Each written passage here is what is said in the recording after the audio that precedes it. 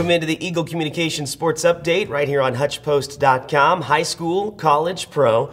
We keep you in the know. As always, alongside me, Glen Grunwald, I am Daren Dunn. We start off with the number 17 team in the nation, the HCC men, now winners of 6 straight after an 80-68 victory over Garden City. They've had a couple of solid second-half performances when it comes to the game last week against Dodge and now the other night against Garden City. Yeah, you filled in for me at the Dodge games. Didn't see that, but I knew they pulled away late in the second half. But a great win against Garden City last night. I think Garden City is a team that's going to cause some problems when we get into the playoffs, whoever they need to play. They're a pretty solid team. That was a great win last night by the Blue Dragons. They are red hot, again, like you indicated, winners of 6 straight. They are the hottest team in the Jayhawk Conference right now.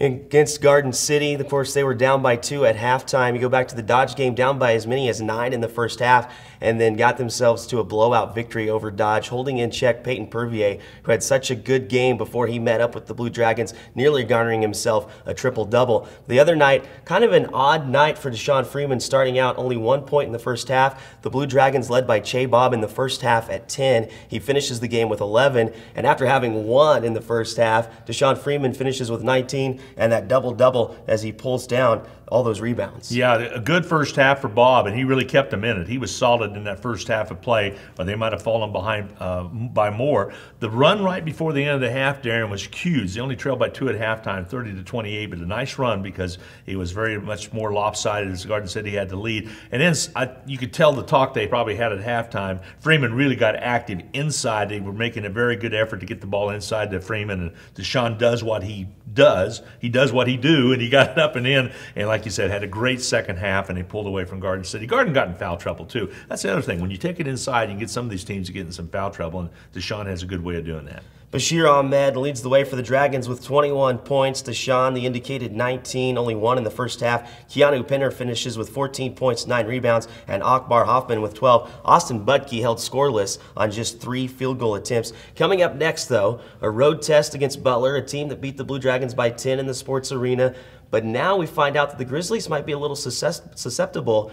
A 1-game losing streak, 22-1 now, number 6 in the nation. They fall from number 4. The team they lost to, kind of surprising, at Garden City. Yeah, at Garden City. Garden City really handled them pretty easily out there. They've had the week off. They did not play on Wednesday, so they've had a week off. And power plant, a tough place to go play. We've had some wars at the power plant. It will be no different this coming Saturday night as the Blue Dragons invade it. But like I said, the hottest team playing right now is the Blue Dragons, and they had a great road win down at Pratt, had a great road win at Dodge City. Here we go on the road again. They can try to even that bumper between the two as they lost, like you said, by 10 at the sports arena. So big game coming up at the power plant over in El Dorado coming up this Saturday.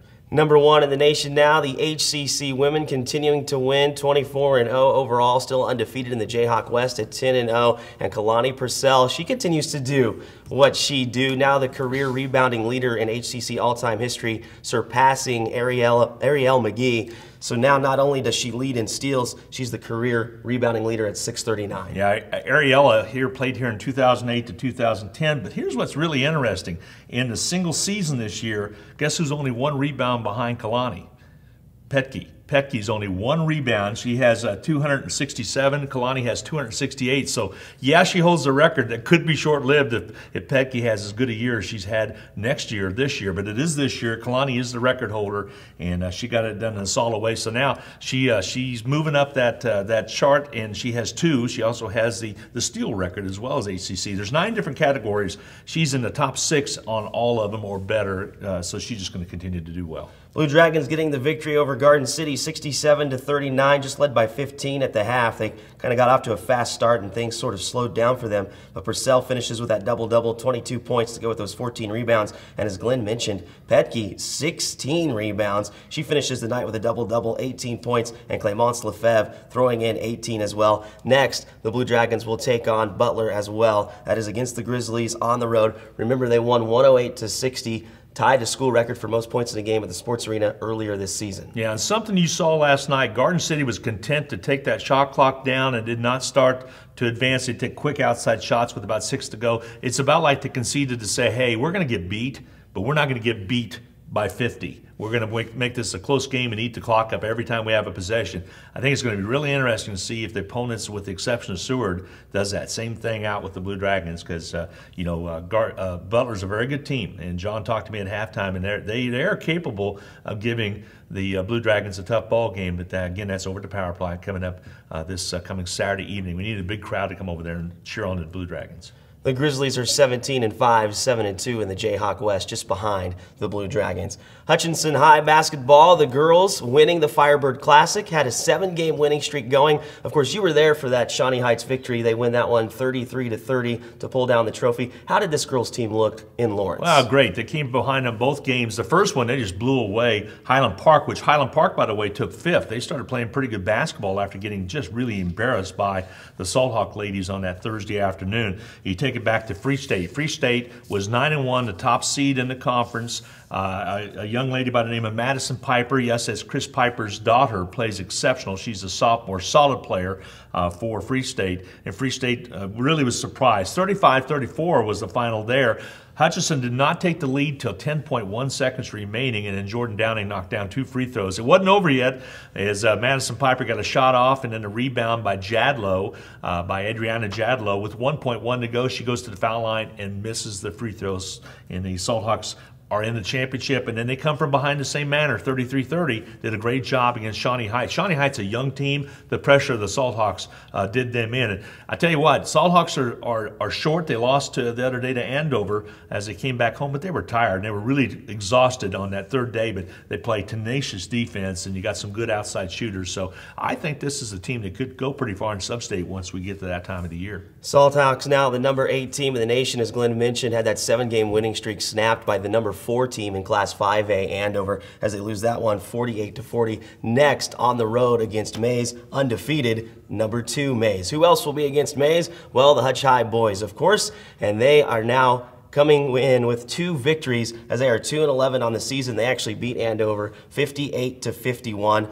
They'll be against Maize, who's 8-6. Again, another rally. Came from behind in the fourth quarter and got the job done against Andover. So a 1-game winning streak that's only been one other time. That was after they beat Campus this year. Maize is solid, but they're a beatable team by the guys, I think. Like you said, with the girls, it could be a little tougher, but that'll be coming up on Friday night, and Ruston will be over there for that ball game. We now move to the Big 12. We start, of course, with the Kansas Jayhawks returning the favor against Iowa State, the only team they had previously lost to in Ames earlier this season at the Hilton Coliseum.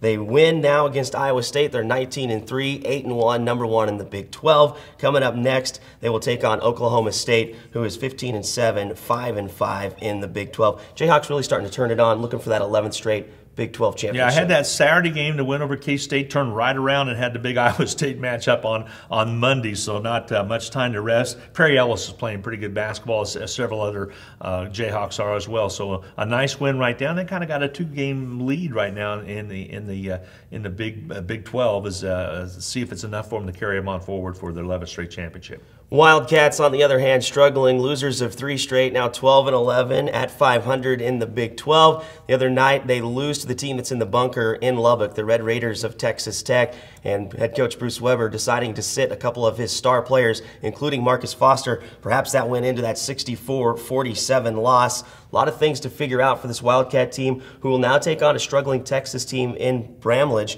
The Longhorns just 14-8. Yeah, Coach Weber saying those 2 broke team rules and announced that right before the Texas Tech game, and you could tell it really affected that team. So they got to right the ship some way. Wildcats still a dangerous team. I think they're going to be very dangerous. We'll see what happens the rest of the season. Very briefly, we go back to Super Bowl 49, Seahawks Patriots. Everyone by this point knows what happened. Everybody's talking about whether or not the Seahawks should have run the ball at the end, given it to Marshawn Lynch, remembering that they did give it to him on first down. The costly interception at the end. What did you think of the Super Bowl and that final call? I thought it was a great Super Bowl. The final call, yeah, it surprised me, and everybody in the world is there's parodies on Facebook and Twitter and everything about why did they not give the ball to him. I think part of it is because New England didn't call the timeout, and I think they were a little concerned maybe they weren't even going to have enough time to get that in, and it was a hurry-up pass type of thing, but it was pick off. I tell you what, you talk about a slant pattern. Daren, those are usually For sure, and he saw something that he knew it was going to be a slant pattern and jumped the route and was there at the same time the ball got there. I mean, it was boom, boom. Sealed the victory, and New England wins another one. Seahawks now. It was interesting how Coach Carroll kind of threw his offensive coordinator under the bus on the postgame a little bit, saying that we got to make some changes there. He's now lost his defensive coordinator. That's the new head coach at Atlanta. So there's going to be some real building a little bit, at least with the coaching staff in Seattle. But it was a good game. It was one I really didn't care either. I really enjoyed watching the ball game. The catch that took it to the one was outstanding, by the way. It was broken up, and all of a sudden there you're laying on the ground and the ball comes right down and you fumble it and you finally catch it. That was an outstanding catch, and I'm going like, unbelievable. Great finish on your way to the 28-24 victory for the Patriots. Tom Brady, of course, winning the MVP, but giving up that car to Malcolm Butler, who had that interception at the end. Favorite commercial?